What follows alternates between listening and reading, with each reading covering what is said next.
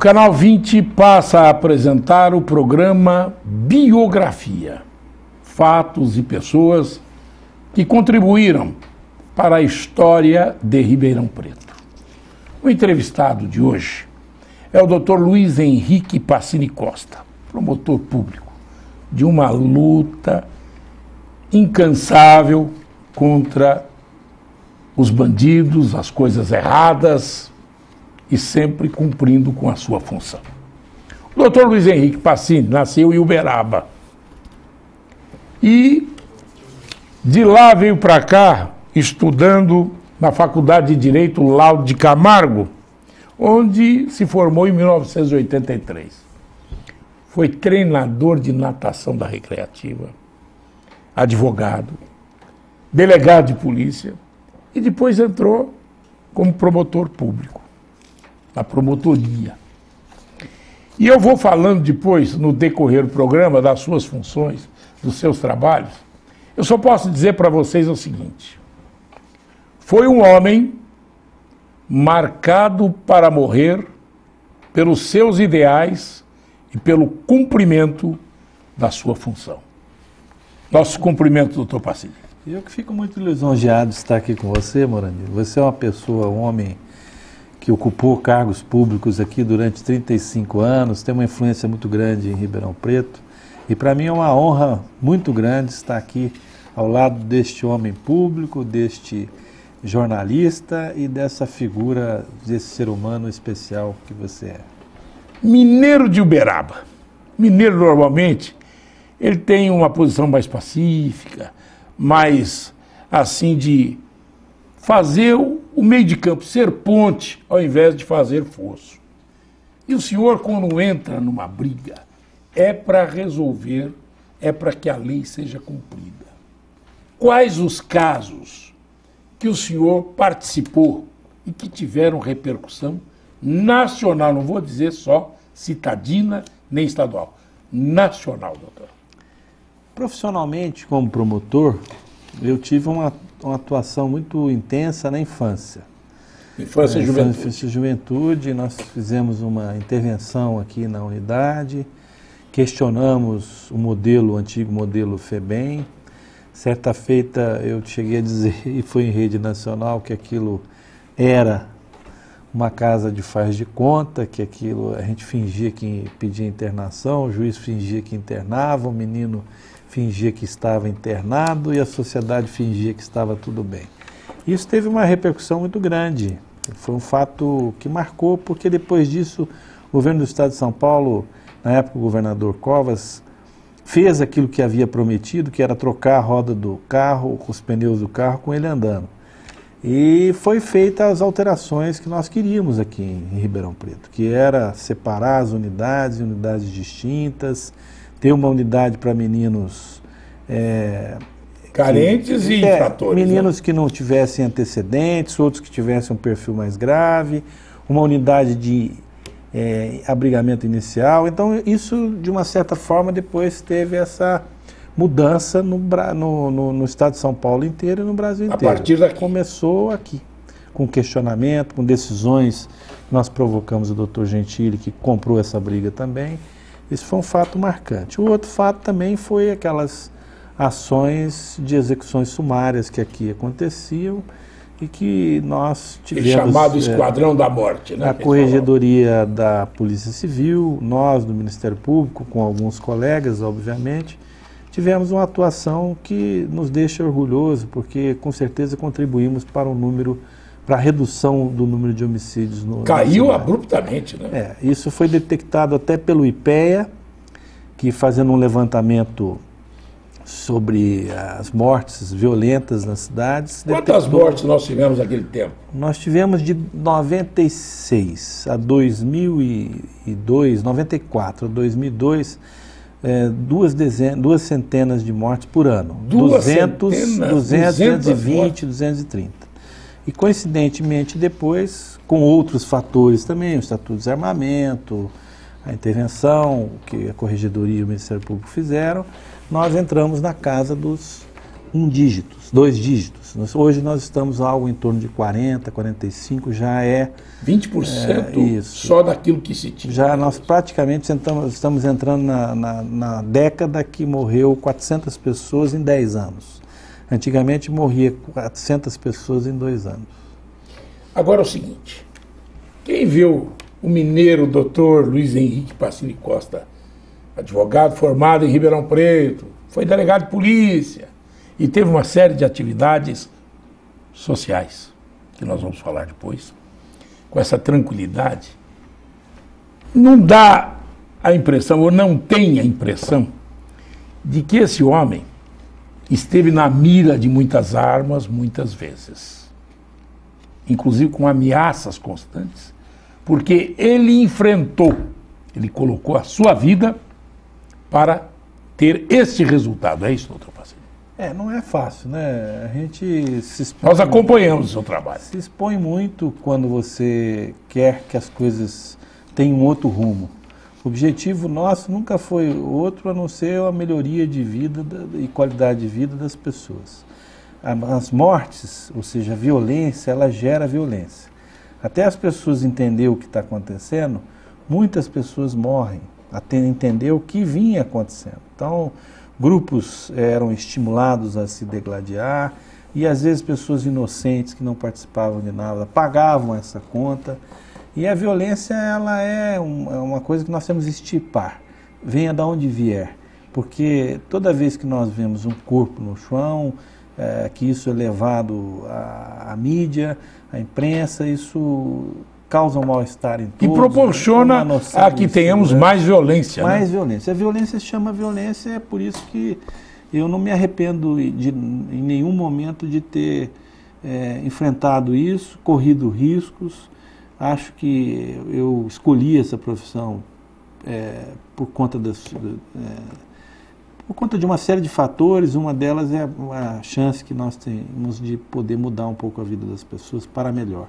Se não fiz tudo o que gostaria de ter feito, pelo menos tentei.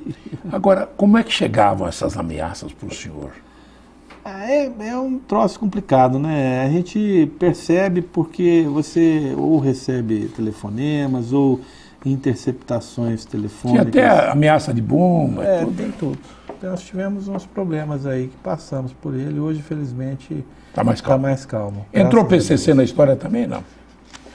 Eu acho que até que nem tanto, mas eu falo quando você vai tocar processos que envolvem pessoas do crime organizado, venha de onde for o crime organizado, dessa ou de outra, deste grupo ou daquele grupo, sempre há riscos, né? Quem faz júri, por exemplo... o senhor fazia júris? Fiz mais de 400, 500 júris aqui em Ribeirão Preto. Se você, quando faz, a pessoa não entende que você está ali cumprindo o papel que lhe é afeto como promotor de justiça, mas você tem que ser contundente, senão os jurados não vão ser convencidos de que aquele fato cometido por aquele sujeito merece uma condenação. E falar no vis-a-vis, e falar vis-a-vis, a família fica revoltada, os amigos ficam revoltados e as pessoas ficam. Obviamente, eu sempre tive a cautela de nunca ofender. Circunscrever o fato. Ser duro no debate, mas não atacar o indivíduo. Agora, uma outra coisa, doutor. A gente fala de tudo isso que aconteceu, dessa vida de luta, de ser intransigente no cumprimento da lei, mas pouca gente sabe do outro lado. Eu acompanhei muitos fatos, porque ao invés de se deixar só o cumprimento da lei e mandar o cidadão para a cadeia, havia muito de ação social. Sua, doutor Gentili, etc., na formação de entidades, de, inclusive, instrumentos para ajudar essas pessoas a que se recuperassem, principalmente na infância e juventude. E você foi parceiro disso, você sempre nos ajudou. Lembro que uma vez você colocou a Câmara como presidente da Câmara para nos ajudar, eu e o Gentili. E, de fato, eu acho que a maior satisfação que eu tenho é um projeto que nós desenvolvemos na Casa das Mangueiras de colocação de meninos e meninas em situação de risco no mercado de trabalho. Isso me mostrou que o caminho é por aí. Nós não podemos passar a mão nos erros das pessoas, nós temos que ser duros com aqueles que erraram, se tiver que ficar internado, preso, que o fique, mas a gente tem que pensar que essas pessoas devem voltar ao convívio social e para isso é preciso que elas voltem em melhores condições. Então, esse trabalho que foi feito em parceria com a Sociedade Empresarial de Ribeirão Preto, que abriu a porta das suas empresas para a colocação de meninos que tinham um perfil não tão ajustado às regras de comportamento, foi muito prazeroso e os resultados são excelentes. Eu vejo hoje meninos que têm casa, que não dão mais trabalho a ninguém, que vivem com normalidade, que sustentam suas famílias, que são produtivos, que contribuem, pagam impostos e vivem uma outra vida daquela que vinha vivendo. Então isso, sem dúvida, é uma alegria muito grande. Eu gostaria de, se pudesse replicar isso mais vezes, assim eu gostaria de agir. Bom, depois eu gostaria até que o senhor falasse desse seu trabalho do Dr. Gentili, mas também do Sítio Paudalho, que tinha um trabalho que era profícuo, né? E muito eficaz, né? Sem dúvida. Ali é um espaço nobre, até recentemente nós fomos lá, eu, Gentili, porque nós queremos fazer um trabalho de futebol, escolinha, profissionalização. Futebol é profissional, porque o futebol tem uma magia extrema. Todo mundo gosta e com o futebol você consegue estabelecer outros compromissos com os meninos também. Ó, para você participar aqui desse campeonato, você tem que ter uma melhoria aqui, uma melhoria ali. Nós fomos lá ver, aquele lugar é um lugar encantador, é um espaço que teve trabalhos maravilhosos ali no sentido de promoção das pessoas, é um lugar abençoado. E se não der para fazer lá, nós estamos aqui tentando no Educandário, que é um trabalho que vai ser lançado agora também para isso, que é um trabalho com menores em situação de risco, visando a sua profissionalização e colocação no mercado de trabalho, mais especificamente na construção civil. Com isso nós vamos contar com o apoio do Marcelinho Carioca, que vai nos ajudar com o programa de futebol. Nós vamos contar com o apoio do Sinduscom, se tudo der certo, se caminhar, e também com a Fundação Sinhá Junqueira e com o Senai no curso. Eu vou dar um pequeno intervalo e depois eu quero que o senhor me diga o que fazer com tantos jovens envolvidos na droga. Esses que perambulam por aí, que cometem os crimes impulsionados pelos efeitos tão dramáticos de crack, principalmente o crack. Depois do intervalo, já já. Todo bom gosto que agrada o paladar, aqui tem mais sabor no almoço ou no jantar. Vem pra Coxilha dos Pampas, é um lugar pra sua família e pra descontrair. Vem pra Coxilha dos Pampas, o que você procura só vai ter aqui. Coxilha dos Pampas, os melhores motivos para não comer em casa estão aqui.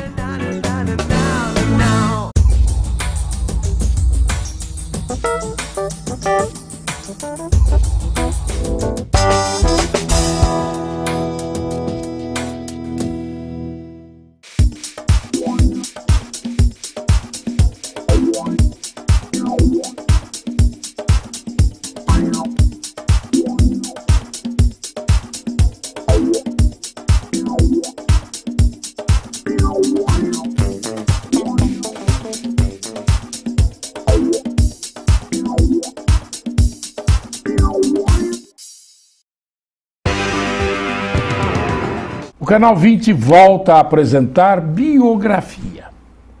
Estamos entrevistando o Dr. Luiz Henrique Pacini Costa. Como parceiros, temos aqui o Arnaldo Júnior, fazendo os seus desenhos, captando os momentos desta entrevista com este promotor que tem uma vida que daria um livro. Dr. Luiz Henrique Pacini Costa. Eu perguntei para o senhor agora sobre esta questão dos envolvidos com a droga. Hoje estão entregues à sorte na mão da droga e dos traficantes, não é isso? Verdade. Eu inicialmente gostaria de dizer para você que eu estou muito satisfeito agora, porque nós nós temos uma fundação da qual eu sou instituidor, o Gentili também é, o Adir do Carmo Leonel, o pessoal da Biatlantic, instituímos uma fundação chamada Harev, que é uma área de 30 alqueires destinados a tratamento de drogadição. Agora houve uma reformulação na diretoria, nós estamos com pessoas de uma capacidade gerencial e experiência profissional e de peso econômico que assumiram a diretoria. Eu acredito que aquilo vai ter uma revolução e nós vamos ter um espaço logo um espaço mais adequado, mais perfeito para atendimento aos dependentes químicos. A questão é que o dependente químico ele deve ser visto, e nós estamos mudando isso, a legislação está mudando, como um doente e como tal deve ser tratado.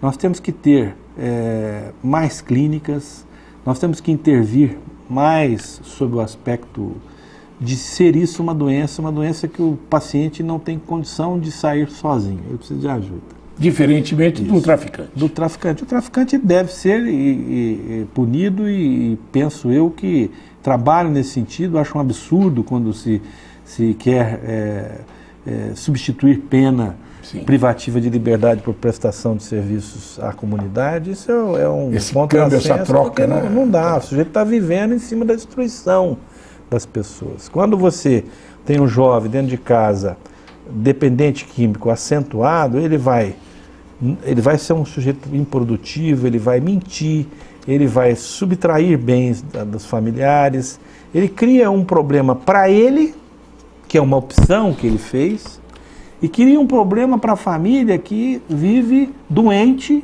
junto com aquele doente. Na mesma doença. Na mesma doença. E é um inferno, né? Eu já mantive contato com vários familiares, é um problema sério, ao ponto de algumas pessoas terem que trancar com cadeado as portas dos quartos para que aquela pessoa não entre e não infernize ele durante a noite.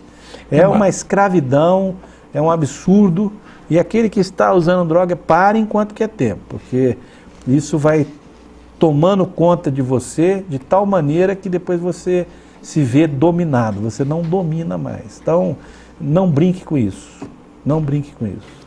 Doutor Pacini, outra coisa, eu gostaria que o senhor me dissesse, inclusive da sua fundação, o doutor Gentili, de tantos outros que estarão participando, se nós teremos uma abrangência bem grande para abrigar a muitos jovens de Ribeirão Preto, que nós não temos outra.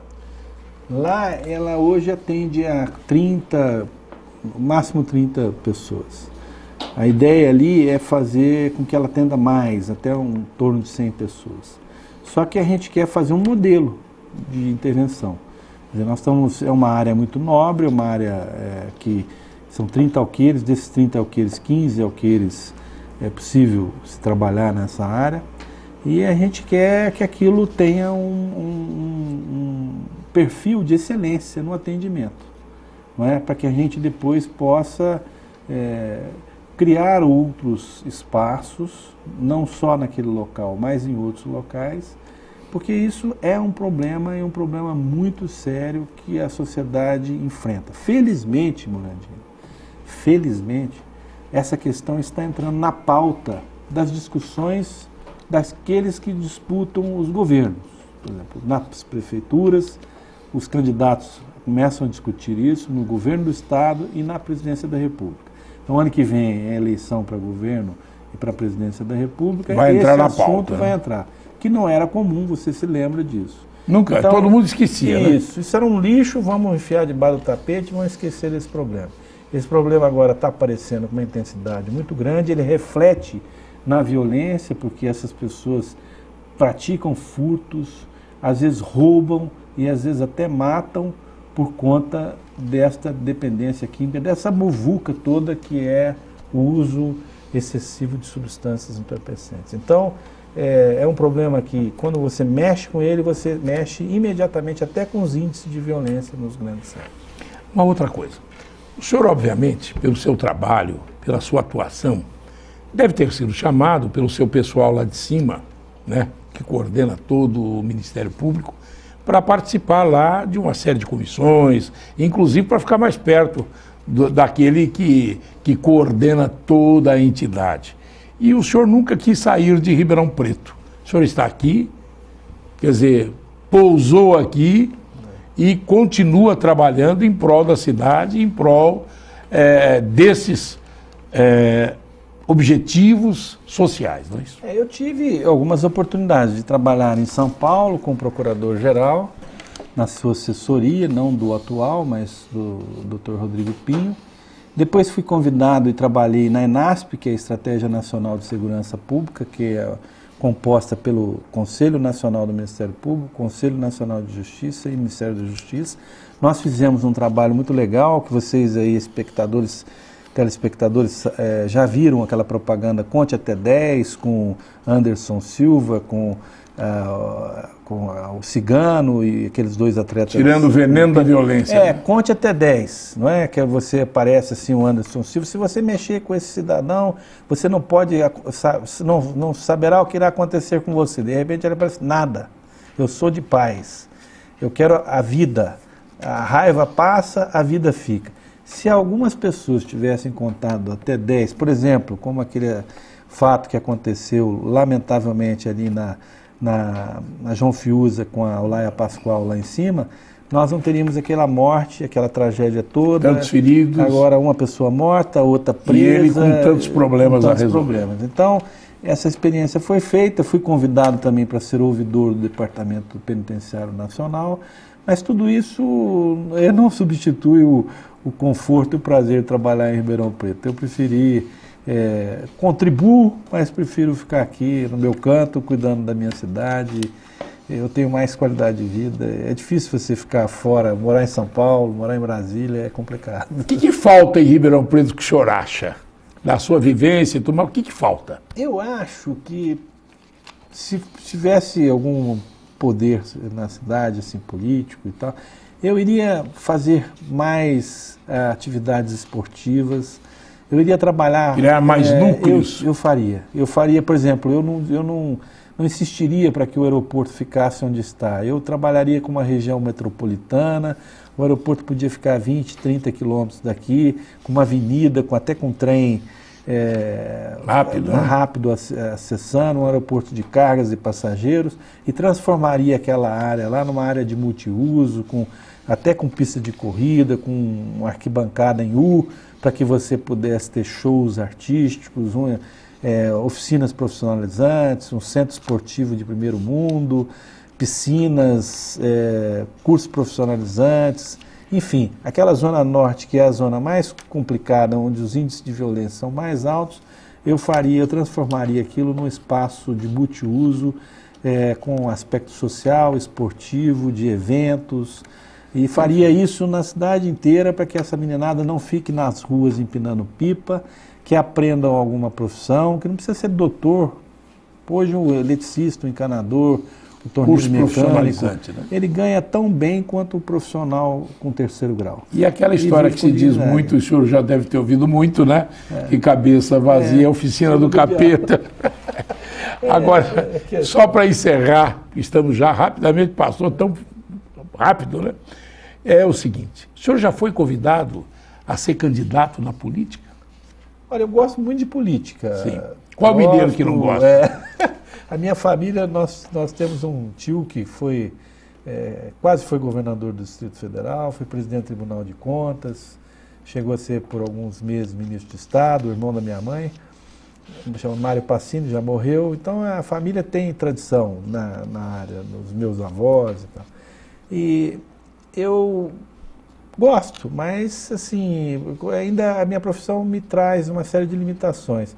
Quem sabe depois que aposentar, né? Aí a gente participe, não às vezes sendo candidato, mas participando colaborando de alguma agremiação política, no trabalho que é tão importante quanto aquele de ser candidato. Eu acho a política a saída para todos os problemas, né? Você que foi um político e teve uma prestação de serviço de excelência, sabe da importância disso. É o único meio que a gente tem para mudar alguma coisa, né? Aí nós podemos, né? Todo mundo, a sociedade, né? Doutor Luiz Henrique Pacini Costa, muito obrigado. Eu que agradeço, Morandini. Do fundo do coração estar aqui com você. Muito obrigado. Foi um prazer tê-lo aqui no programa Biografia. São pessoas, fatos que influíram na vida da cidade. E o senhor, com certeza, influiu positivamente. Estivemos aqui com o Arnaldo Júnior, captando os momentos desta entrevista, com o Dr. Luiz Henrique Pacini Costa, promotor público. Um largo serviço prestados para Ribeirão Preto e para toda a região. Obrigado a você, telespectador. Até uma próxima oportunidade.